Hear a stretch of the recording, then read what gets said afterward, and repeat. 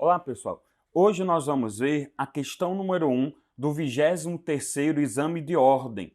Ela diz o seguinte no seu enunciado: José Barbosa, nascido em 11 de março de 98, caminhava para casa após sair da faculdade, às 11 horas da manhã, no dia 7 de março de 2016, quando se deparou com Daniel, ex-namorado da sua atual companheira, conversando com esta.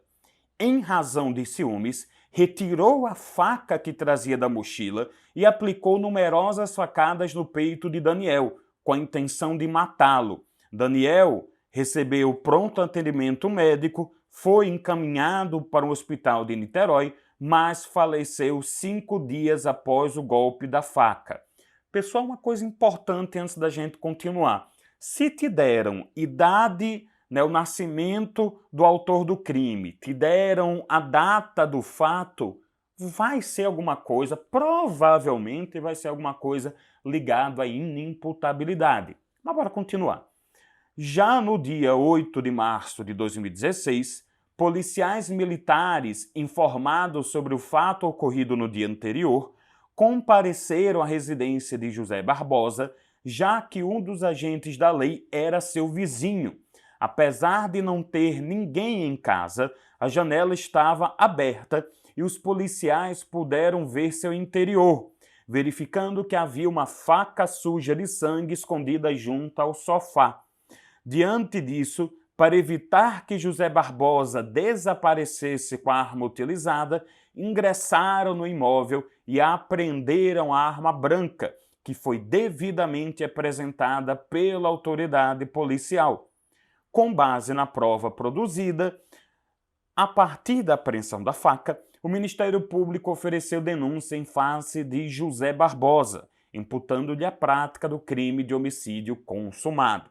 E aí, se pergunta, considerando a situação narrada na condição de advogado de José Barbosa, responda aos itens a seguir. A. Qual o argumento a ser apresentado pela defesa técnica do denunciado para combater a prova decorrente da apreensão da faca? Justifique, sempre justifique, ainda mais quando se pede. E B. Existe argumento de direito material a ser apresentado em favor de José Barbosa para evitar o prosseguimento da ação penal? Justifique também. Então, bora lá. Na questão da faca, nós estamos diante da produção de uma prova através de meio ilícito. E isso é proibido pela Constituição, no seu artigo 5º, inciso 11º, e também proibido pelo artigo 157 do Código de Processo Penal. E bora ver então qual foi o objeto de resposta que o espelho de resposta da OAB. A defesa deveria alegar que a prova obtida a partir da apreensão da faca é ilícita, porque prova ilícita é aquela que é obtida ofendendo o seu direito material ou direito constitucional. No caso, houve ofensa ao direito da inviolabilidade do domicílio, Então, houve ofensa a um direito constitucional. Não podendo ser valorada no momento da sentença, uma prova ilícita, de acordo com o artigo 157, deve ser extraída dos autos. E se por acaso for objeto da sentença, for analisado, essa sentença é nula, vai ser anulada, Então, é melhor que nós não utilizemos. Ela não pode ser também aí utilizada no oferecimento da denúncia. Essa denúncia deveria ser rejeitada por falta de justa causa, porque não há prova, nesse caso, já que a prova não pode ser utilizada. Mas bora continuar aqui, o padrão de resposta. Estabelece o artigo 5º, inciso 21 da Constituição, que a casa é asilo inviolável, não podendo nela ninguém ingressar sem o consentimento do morador. A própria Constituição, todavia, traz exceção a essa regra, como na hipótese de flagrante delito ou mediante ordem judicial durante o dia. Na verdade, a Constituição traz as seguintes hipóteses, tá certo? Ninguém pode entrar na casa a não ser 1. Com consentimento do morador, não foi o caso, salvo em caso de flagrante delito. Não é flagrante delito porque não tenho arma de fogo, eu tenho uma arma branca, uma faca, né? Não é flagrante delito ter isso em casa. Ou desastre, né? Um desastre natural, por exemplo, ou para prestar socorro, ou durante o dia, por determinação judicial, tá certo? Só aqui fazendo uma pequena correção, o inciso 21 fala sobre a inviolabilidade do lar. O inciso no artigo 5º da Constituição que fala da prova ilícita é o 56, tá certo? Então, nesse caso, né, a prova ela é ilícita, não há situação de flagrante delito, não há nenhuma situação aqui do artigo 302 do Código de Processo Penal. Outra coisa que é importantíssima a gente recordar, não seria exigido aqui, mas é bom a gente saber, que não apenas deve ser extraída e é inutilizada prova ilícita, mas também, artigo 157, parágrafo 1º do Código de Processo Penal, a prova derivada da ilícita, que tem essa relação de causalidade. Então, se fosse feito, por exemplo, uma perícia nessa arma de fogo, né, nessa arma branca, perdão, na faca, um exame de corpo de delito para verificar digitais, esse exame também é ilícito porque está em cima da faca que foi obtida através de meio ilícito.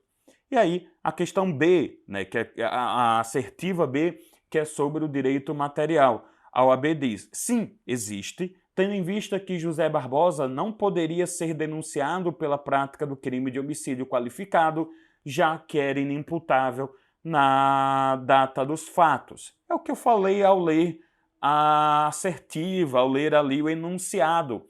Veja, se te dão data de nascimento do autor do crime, a data do fato criminoso, provavelmente é uma situação de excludente da culpabilidade ou, melhor dizendo, né, uma excludente específica que é inimputabilidade por doença mental. Conforme, por doença mental não, Luiz, por idade, né, que está previsto aí no artigo 228 da Constituição Federal e no artigo 27 do Código Penal. E veja, eu devo aplicar aqui o artigo 4º do Código Penal, que estabelece a teoria da atividade, ou seja, mesmo que o resultado, no caso o resultado da morte, seja posterior, eu vou considerar o dia do fato, o dia da atividade.